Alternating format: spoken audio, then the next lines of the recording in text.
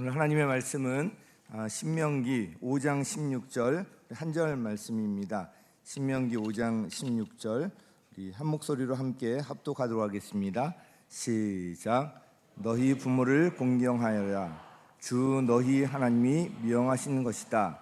그래야 너희는 주 너희의 하나님이 너희에게 준 땅에서 오래 살면서 복을 누린다. 한 번 더 읽겠습니다. 시작. 너희 부모를 공경하여라.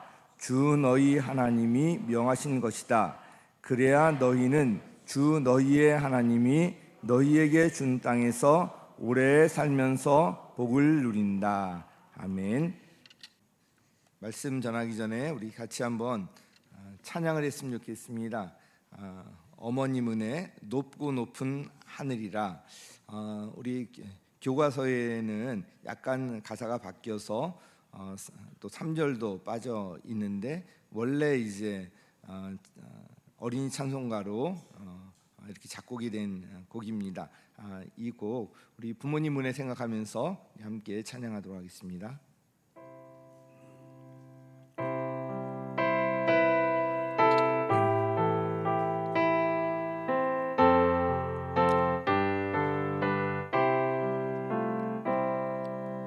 높고 높은 하늘이라 말들 하지마.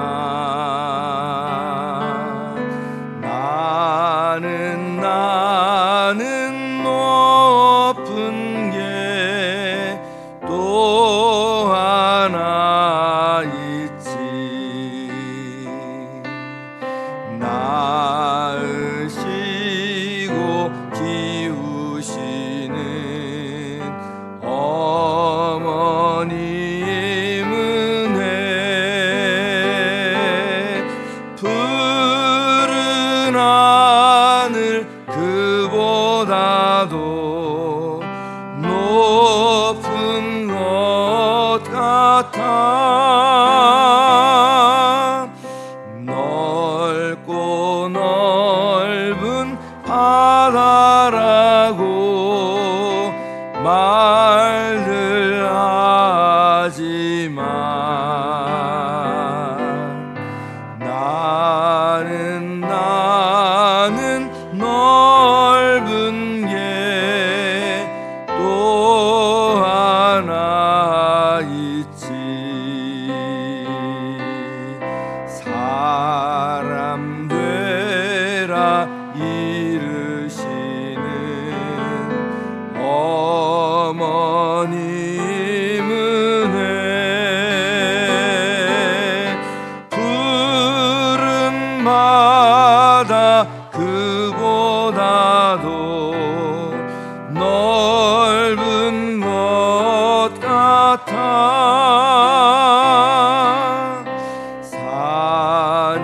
산이라도 바다라도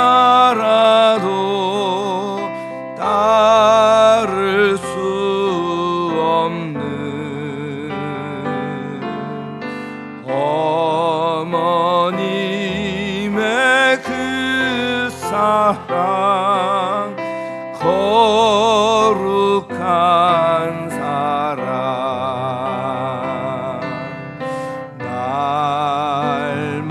날마다 주님 앞에 감사드리자.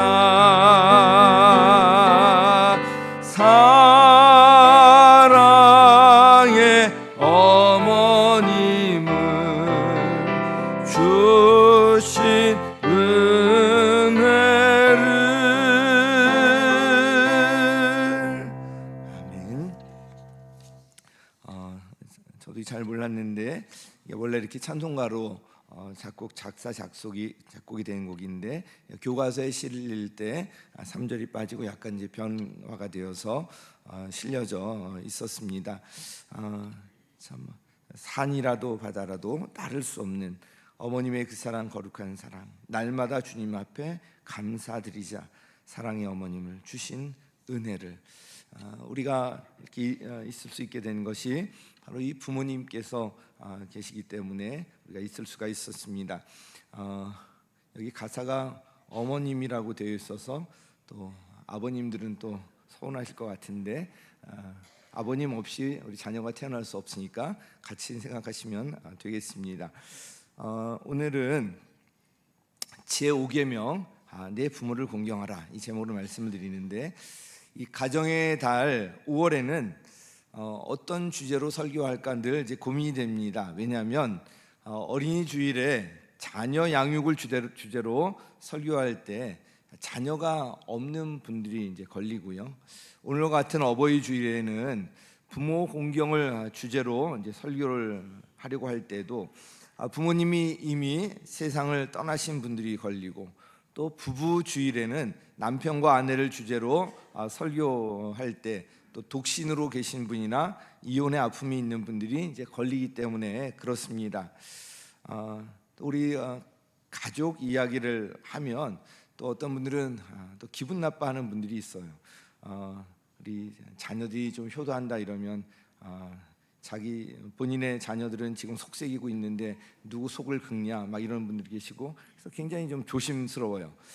그럼에도 오늘 어버이 주일을 맞아서 부모 공경과 관련된 주제로 이제 설교합니다. 내 부모를 공경하라. 이거는 10계명 중에 제5계명으로 성경에서 아주 중요하게 다루어지는데, 어버이 주일이 아니면 설교에서 이 주제를 집중하여 다루기가 쉽지 않기 때문입니다. 부모님 모두 두 분 모두 이미 세상을 떠나신 분들은 부모님이 남겨주신 신앙의 유산, 또 어떤 가정의 가훈이나 뭐 이런 걸 떠올려 보시고요. 우리의 영적 아버지가 계시지 않습니까? 하나님 아버지와의 이 관계를 점검하는 시간으로 또 가지셔도 좋겠습니다. 제가 질문을 하나 드리도록 하겠습니다. 어버이날 부모님이 받고 싶은 선물 1위가 무엇일까요? 네. 네, 다 경험을 하셨어요. 네.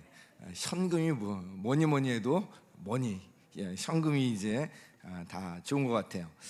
자, 여기까지 이제 알 수 있는데, 그러면 어버이날 부모님이 받고 싶은 선물 2위는 뭘까요?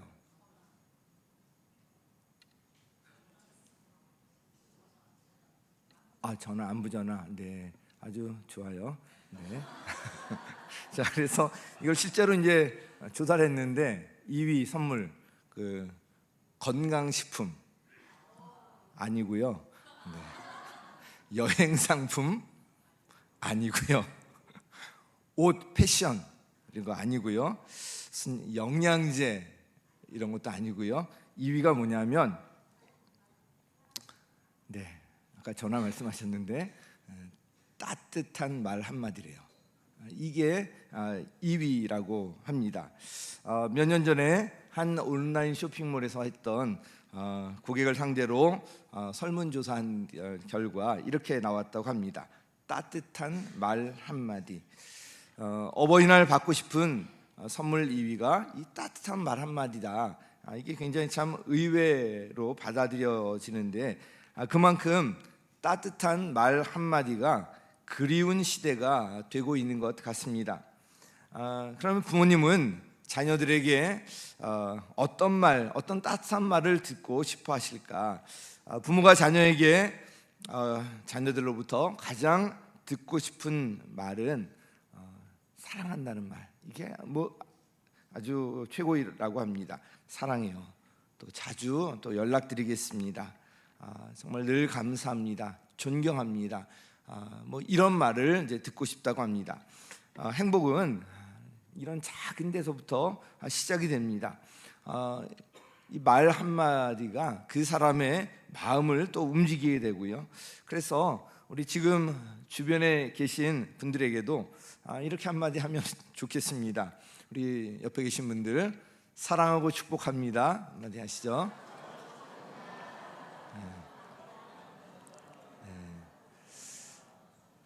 지금 이렇게 쭉 보니까 한 10분 정도가 그냥 떨떠름하게 계신데, 이런 다 같이 하는 거예요. 우리 그냥 포경에 대고라도 옆에 계신 분 다시 한번 사랑하고 축복합니다. 시작.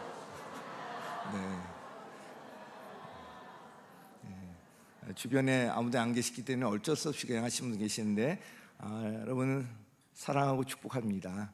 하나님께서 여러분을 얼마나 사랑하시는지 십자가에서 모든 것을 다 내어주기까지 그 희생으로 여러분들을 사랑하셔서 우리가 이 자리에 있는 것입니다.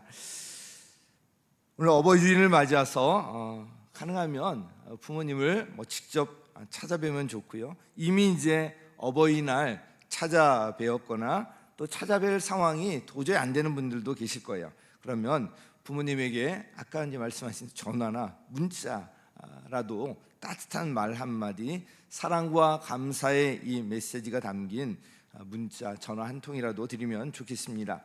앞서 말씀드린 것처럼 부모를 공경하라는 것은 10계명 중에 5번째로 기록된 계명 반드시 지켜야 하는 것이죠.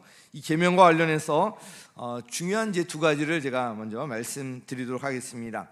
첫 번째는요, 이 제5계명은 대신계명과 대인계명. 대신계명은 하나님과 관계에서, 대인계명은 사람과의 관계에서 지켜야 할 것인데, 대신계명과 대인계명의 가교라는 것입니다. 같이 읽습니다. 시작.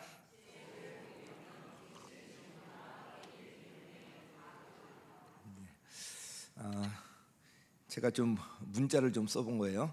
대신계명과 대인계명의 가교이다. 연결다리, 연결고리라는 거예요. 성경에서 10계명은 오늘 본문의 출애굽기 20장에도 나오고요, 신명기 5장에도 이 10계명이 기록되어 있습니다. 보통 우리가 10계명을 언급하고 성경 맨 뒷면에 나온 걸 보면 출애굽기 20장 말씀이 인용되어 있는데요, 출애굽기 20장 12절에 이렇게 기록되어 있습니다. 너희 부모를 공경하여라.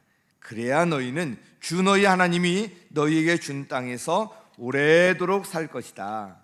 너희 부모를 공경하여라 말씀하고 있는데, 이 10계명은 하나님께서 이집트에서 종살이하던 이스라엘 백성들을 구하여 내신 이후에 이스라엘 백성들을 위해서 주신 것인데요, 이 땅에 살면서 반드시 지켜야 할 사항들을 말합니다. 10계명은 모세가 2개의 돌판에 받아왔는데요, 하나의 돌판에는 제1계명부터 4계명까지, 또 하나의 돌판에는 제5계명부터 10계명까지 기록되어 있었다고 합니다. 여기에 대해서 또 앞뒤로 이제 받아왔다 여러 가지 있지만 보통 우리가 이렇게 알고 있습니다. 제1계명부터 제4계명까지 기록된 첫 번째 돌판의 내용은 하나님과의 관계에 관한 것들입니다. 첫 번째 계명이 뭐죠? 너는 나 외에는 다른 신들을 내게 있게 하지 말라. 두 번째는요, 너를 위하여 새긴 우상을 만들지 말고 섬기지도 말라. 세 번째는요, 내 하나님 여호와의 이름을 망령되게 부르지 말라. 네 번째는요, 안식일을 기억하여 거룩하게 지켜라. 이게 이제 4가지 계명인데 하나님과의 관계에 집중되어 있잖아요, 그렇죠? 하나님과의 이 관계에 딱 집중되어 있는데요, 그래서 이 제1계명부터 제4계명까지를 하나님과의 관계에서 대하나님, 대신계명이라고 합니다.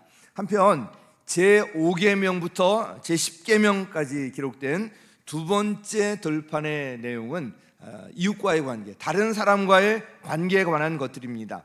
그래서 제5계명이 뭐죠? 내 부모를 공경하라. 제6은 살인하지 말라. 7은 간음하지 말라. 제8은 도둑질하지 말라. 제9는 내 이웃에 대해서 거짓 증거하지 말라. 제10은 네, 뭐가 잘못됐어요? 네. 제5계명부터 제10계명까지 바로 6개의 계명이 다른 사람과의 관계를 규정하는 대인계명입니다. 도둑질하지 말고, 살인하지 말고, 간음하지 말고, 도둑질하지 말고, 내 이웃의 것을 탐내지 말고, 내 이웃에 대해서 거짓 증거하지 말고, 내 이웃의 것을 탐내지 말라. 이런 이제 6개의 계명이 되어 있는데, 이제 이에 의하면 제 5계명은 이 6개의 대인 계명에 제일 먼저 기록된 첫 번째 계명입니다. 그만큼 중요한 위치를 차지하고 있습니다. 그런데 이 계명이 더 중요한 것은요, 이제 아래 설명과 같이 제5계명이 제1계명부터 4계명까지의 이 대신 계명과도 연결되어 있기 때문에 그렇습니다. 어떻게 연결되는가? 대신 계명의 그 중심에 계신 하나님은 우리 생명의 궁극적인 근원이십니다. 그런데 하나님께서 이 생명을 주시는 일을 우리 부모님을 통해서 이루십니다. 우리 부모님을 통해서 태어났잖아요. 여기 부모님 통해서 태어나지 않고 스스로 계신 분 계세요? 없잖아요. 다 부모님을 통해서 생명을 얻게 된 것입니다. 그러므로 부모는 우리에게 생명을 주시는 일에 있어서 하나님과 동역자 역할을 하고 있는 것입니다. 이와 관련해서 우리가 한 가지 성경을 읽으며 주목할 것이 이 경외라는 말입니다. 이 경외라는 말은 하나님과 관련되어서만 사용되는 그런 말입니다. 주 너의 하나님을 경외하라. 하나님을 경외하는 것이 지혜의 근본이다. 이런 말들 잘 익숙하시죠? 그런데 성경에서 이 경외라는 말이 하나님 외에 사용되는 유일한 예외가 있는데 바로 부모님입니다. 그래서 레위기 19장 3절 이 개역 개정 성경으로 보면 너희 각 사람은 부모를 경외하고, 너희 각 사람은 부모를 경외하고, 부모가 경외의 대상으로 언급되어 있는 것 참 놀라운 일입니다. 이렇게 부모를 경외의 대상으로 언급하고 있는 이유가 있는데요, 바로 부모님은 나에게 생명을 주신 분이기 때문에 그렇습니다.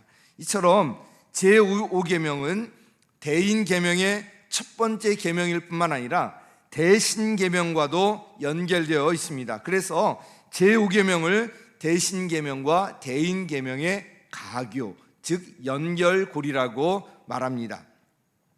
그만큼 제5계명의 위치가 중요하다는 것입니다. 부모를 공경하는 것이 이웃과의 관계에서 가장 근본적이고 중요하기 때문에 첫째 계명으로 표현되기도 합니다. 에베소서 6장 2절 우리 같이 읽습니다. 시작. 내 부모를 공경하라고 하신 계명은 약속이 딸려 있는 첫째 계명이다. 이렇게 말씀하고 있어요.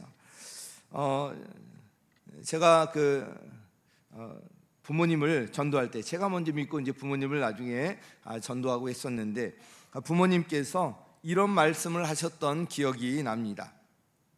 기독교는 부모도 모르고 부모에게 효도하는 것을 중요하게 여기지 않는다는 거예요. 여러분 그렇습니까? 그렇지 않죠? 이것은 오해에서 비롯된 것입니다.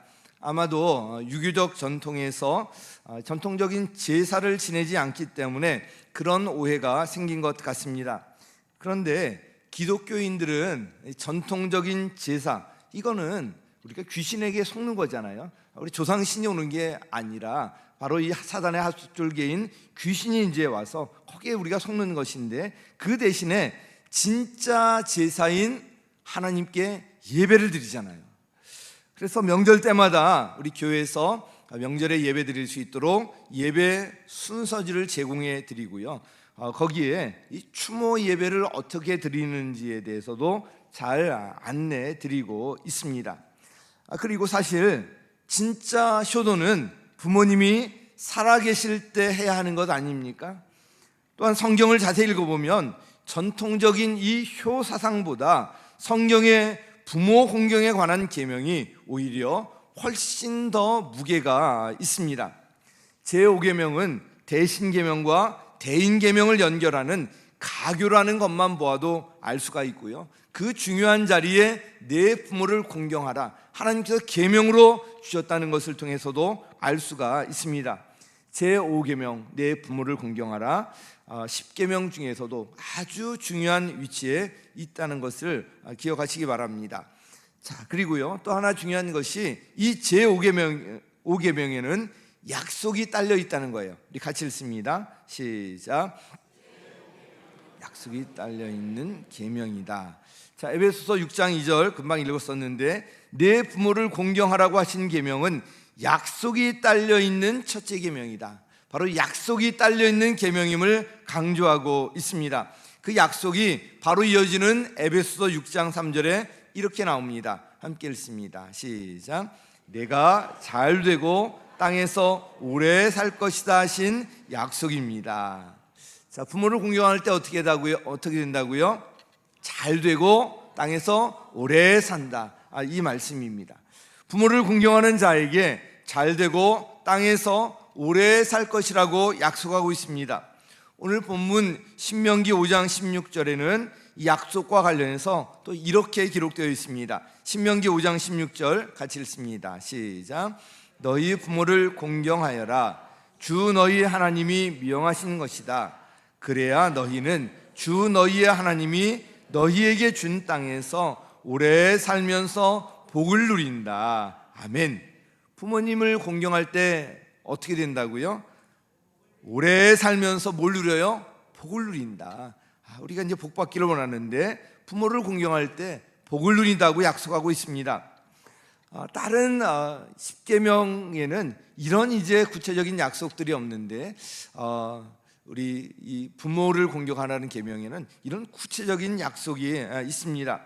오래 산다는 것의 문자적인 뜻은 장수한다는 것이지만 오래 사는 자체로 복이 보장되는 것은 아닙니다. 그래서 내가 잘 되고 또 복을 누린다, 이 약속이 함께 있는 것입니다. 그러므로 땅에서 오래 산다는 것은 삶의 어떤 영역에서든지 잘 정착해서 뿌리 내리고요, 그러면서 복을 누리며 길이 살 것이라는 의미를 갖고 있습니다.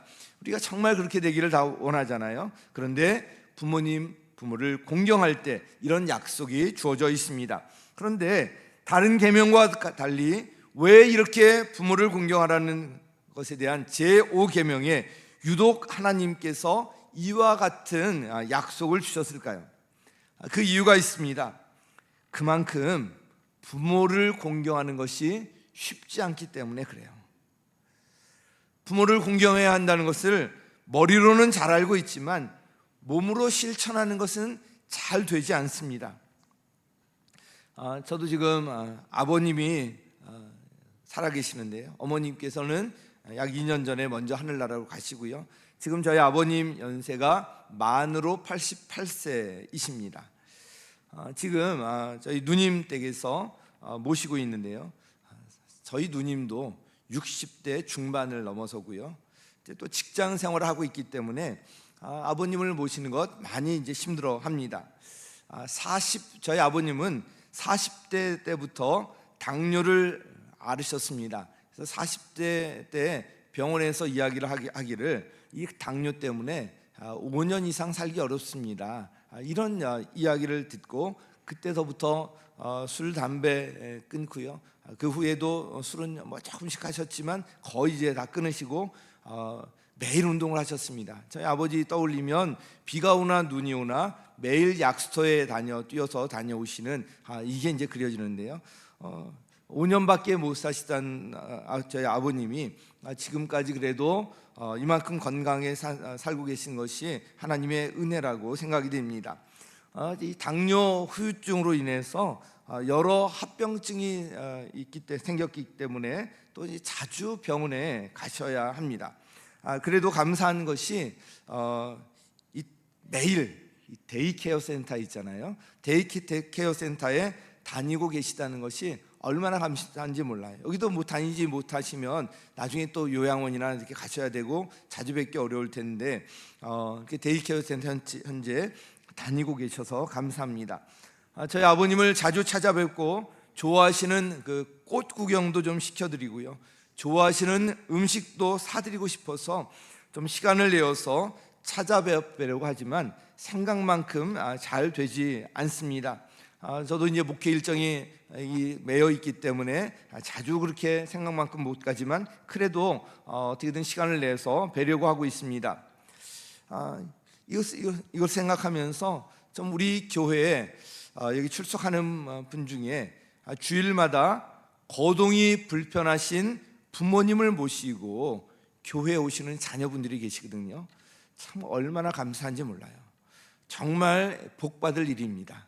정말 자자손손 복받을 일, 지금 그렇게 하고 계시다는 생각이 듭니다. 쉽지 않은 일이거든요. 부모를 공경해야 한다는 것 머리로는 알면서도 실제로는 잘 되지 않습니다. 우리 자식은 또 쉽게 이렇게 케어할 수가 있는데 부모님에 대한 생각은 그만큼 따라가지 못하는 것 같아요. 그래서 이것을 잘 아시는 하나님께서 이것을 대인 계명의 첫 번째 계명으로 주시고요, 이 계명에 특별히 약속을 주신 것입니다. 우리 10계명 중에 내 자녀를 잘 돌봐라 이런 계명 없잖아요. 그렇게 하지 않아도 그냥 알아서 잘해요. 그런데 부모님 소홀해하기 때문에, 특히 연세가 된 노부모님들 모시는 거 너무 힘들어하기 때문에 그 당시는 더 계명이 주어질 때는 더 힘들었겠죠. 그래서 내 부모를 공경하라, 이 제5계명으로 주신 거예요. 자, 그럴 때 어떤 약속이 주어지나 다시 한번 정리해 보면요, 부모를 공경하라, 그러면 내가 잘되고 땅에서 오래 살 것이다. 같이 읽죠. 시작. 부모를 공경하라, 그러면 내가 잘되고 땅에서 오래 살 것이다. 두 번째 줄 시작. 너희 부모를 공경하여라, 그래야 너희는 땅에서 오래 살면서 복을 누린다. 아멘. 우리 한 번 더 연속해서 읽겠습니다. 시작. 부모를 공경하라, 그러면 내가 잘되고 땅에서 오래 살 것이다. 너희 부모를 공경하여라, 그래야 너희는 땅에서 오래 살면서 복을 누린다. 아멘. 이렇게 이제 부모 공경에 대한 이런 말씀을 드리면서 우리 목요일마다 더 청춘 예배를 드리고 있는데, 정말 9층 식당에서 정성껏 음식을 만들어 주시고요, 얼마나 감사한지 몰라요. 우리 더 청춘 예배 계속 나오시는 분들이 늘어나서 지난 목요일에는 45명이 참석하셨대요. 점점 더 많은 분들이 오고 계시는데, 아마 선포하고 윤광우 장로님이 예배 때마다 이제 선포하시거든요. 부흥해서 본당으로 내려가자. 근데 그대로 될 것 같아요. 머지않아서 그렇게 될 것 같습니다.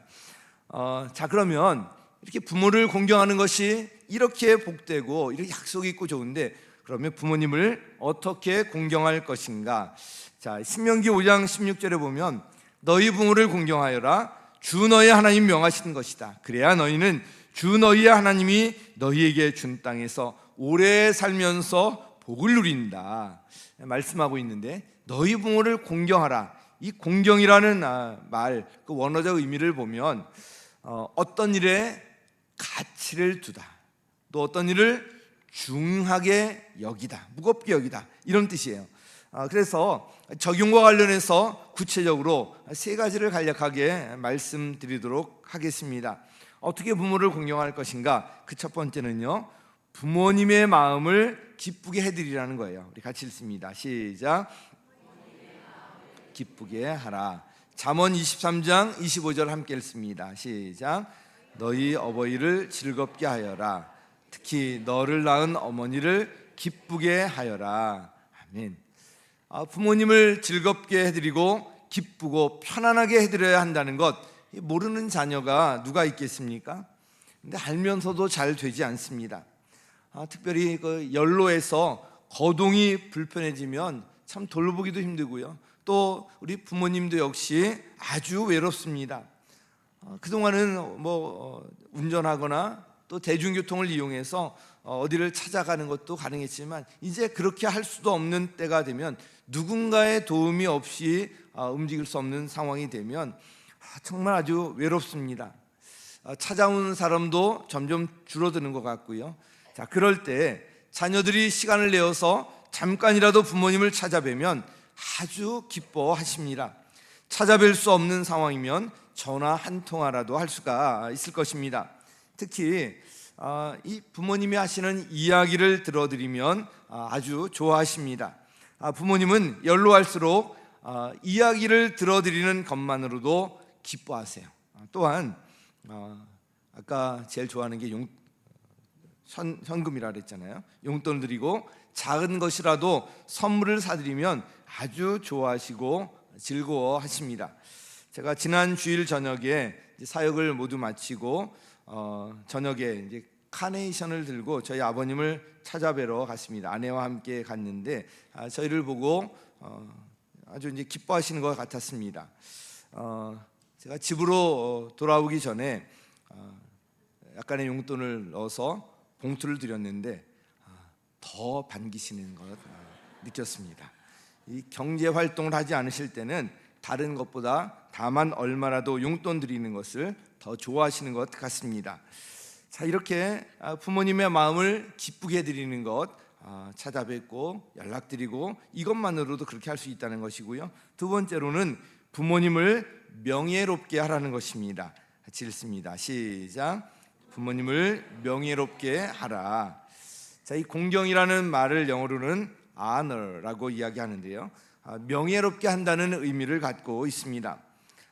이와 관련해서 성경의 아주 대표적인 것, 제가 이 어버이주일에 그 명예와 관련해서 할 때마다 언급하는 것이 노아의 그 세 아들 이야기입니다. 창세기 9장 18절 이하를 보면 홍수가 그치고 이제 방주에서 나와서 이제 노아가 이제 농사를 이제 짓는데요. 어느 날 포도주를 마시고 취해서 장막 안에서 이 집 안에서 벌거벗은 채로 누워 있었습니다. 이 모습을 본 둘째 아들인 함이 바깥으로 나가서 자기의 형제들에게 이 사실을 알렸습니다. 그냥 공개 방송을 한 거죠. 그러나 다른 두 형제인 셈과 야벳은 이 사실을 알고서는 다르게 행동하는데요. 창세기 9장 23절 나와 있는데 참 읽을 때마다 감동이 됩니다. 함께 읽습니다. 시작. 셈과 야벳은 겉옷을 가지고 가서 둘이서 그것을 어깨에 걸치고 뒷걸음쳐 들어가서 아버지의 벌거벗은 몸을 보지 않으려고 얼굴을 돌렸다. 야, 참 감동 아닙니까? 뒷걸음쳐 들어가고요. 그리고 그 벌거벗은 몸을 보지 않으려고 그것으로 덮어드리고 또 얼굴을 돌리고 너무나 감동이 되는 구절입니다. 이 일로 인해서 아버지의 허물을 알리고 다닌 함은 이제 저주를 받게 되고요. 그것을 덮어드렸던 셈과 야벳은 축복을 받게 됩니다. 이 사건에 부모님을 명예롭게 한다는 것이 어떤 것인지 잘 드러나 있습니다. 이것은 다른 공동체에서도 그대로 적용되는 원리입니다. 예를 들어서 교역자나 목장의 리더인 목자 목녀에게서 어떤 흠이나 부족한 점이 발견되더라도 함처럼 그것을 다른 사람에게 떠벌리고 다니면 되겠어요? 안 되겠어요? 안 되는 거예요. 안 되는 거예요. 셈과 야벳처럼 행동해야 합니다. 주변에 그냥 그 중직이나 또 담임 목사님이나 한참 흉을 보고 또 다니다가 이제 전도해야지. 그리고 교회로 전도하면 그게 말이 되겠어요? 되지 않습니다. 자, 혹시 그런 사람이니까 흠이 있을 수 있겠죠. 그럴 때 어떻게 해야 합니까? 1번 공개 방송을 한다. 2번 조용히 기도한다. 조용히 기도하는 거예요. 기도하는 거. 우리 기도할 수 있잖아요. 하나님께서 함께 해달라고 이제 이런 부분들 또 고쳐달라고 또 기도할 수가 있습니다. 사탄의 공격 목표는 언제나 이런 공동체의 리더예요. 그래서 우리 자녀들 앞에서 그 남편의 흉을 보는 것, 이것도 이제 주의해야 되고요. 항상 우리가 주의해야 될 것이 그 리더에 관한 것. 왜냐하면 리더가 무너지면 공동체 전체가 쉽게 무너지기 때문에 그렇습니다.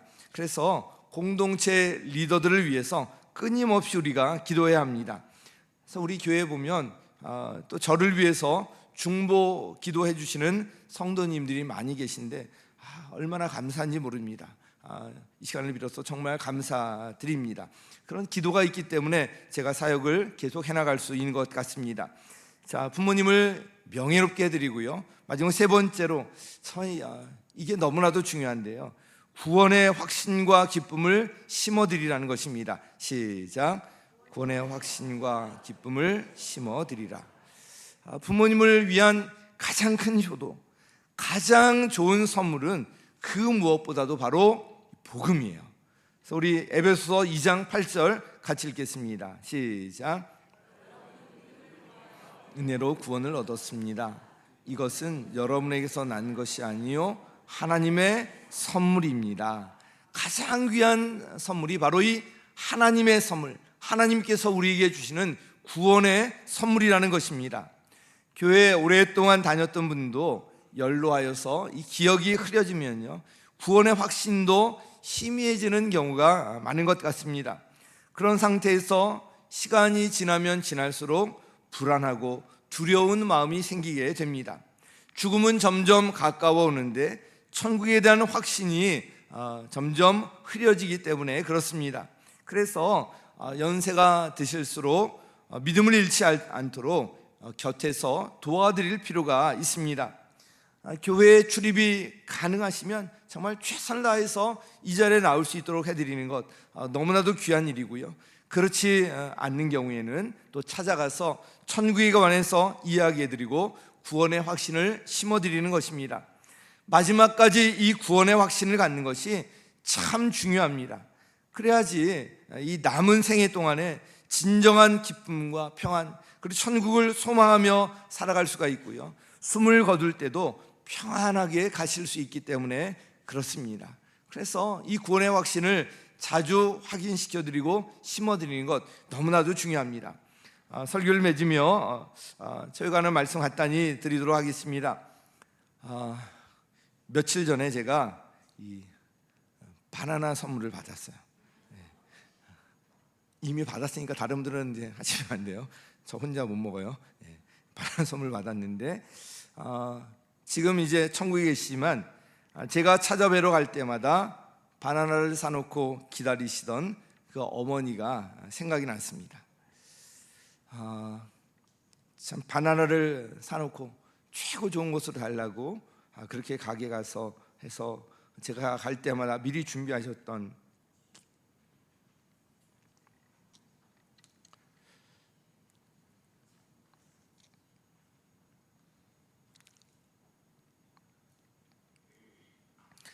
그 어머니, 또 찾아뵐 때마다 반갑게 맞이하셨던 어머니의 그 참 인자하시거든요, 그 얼굴. 그리고 좀 미소가 너무 참 아름다우세요. 따뜻한 미소. 또 저희 어머니는 특유의 그 유머 감각이 있어서 특유의 유머를 또 해주시는데 그것이 참 그립습니다. 저희 어머니는 지금 이 땅에 계시지 않아서 찾아뵙고 싶어도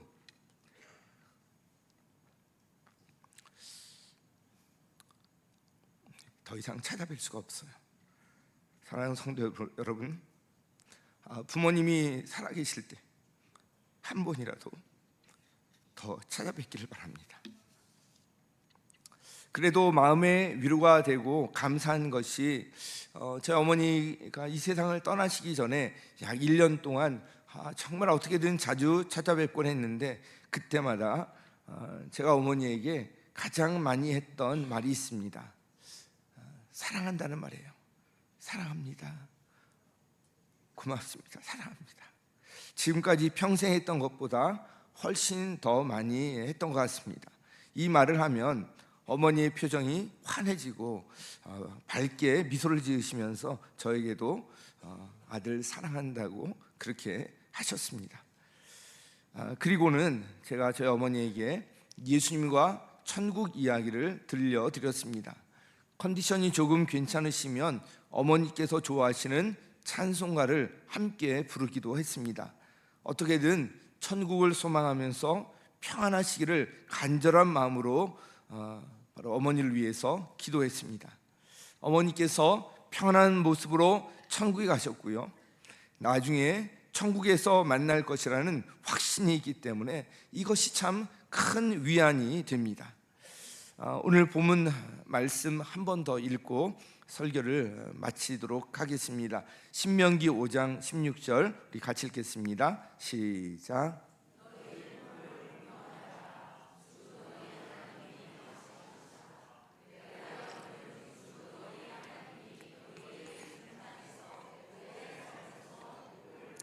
네, 다시 한번 읽겠습니다. 시작. 너희 부모를 공경하여라. 주 너희 하나님이 명하신 것이다. 그래야 너희는 주 너희의 하나님이 너희에게 준 땅에서 오래 살면서 복을 누린다. 아멘. 오늘은 특별히 우리 부모님 축복하고 싶고요. 연세 드신 성도님들 한 분 한 분을 축복하고 싶습니다. 외롭고 힘드셔도 늘 곁에서 함께 하시는 주님께서 떠나지 아니하고 늘 그 자리에 계시는 주님을 바라보시기 바랍니다. 주님을 의지하며 다시 한번 힘을 내시기 바랍니다. 주님께서 세상 끝날까지 항상 함께 하시겠다고 약속하셨습니다. 그 주님께서 지금도 여러분 나의 등 뒤에서 밀어주시고 함께 하시고 함께 걸어가십니다. 우리 이 찬양 올려드리면서 함께 축복했으면 좋겠습니다. 우리 부모님 생각하면서 축복하고요. 또 우리 교회에 계신 또 연세 드신 분들, 우리 성도님들 축복하면서 이 찬양 드리도록 하겠습니다.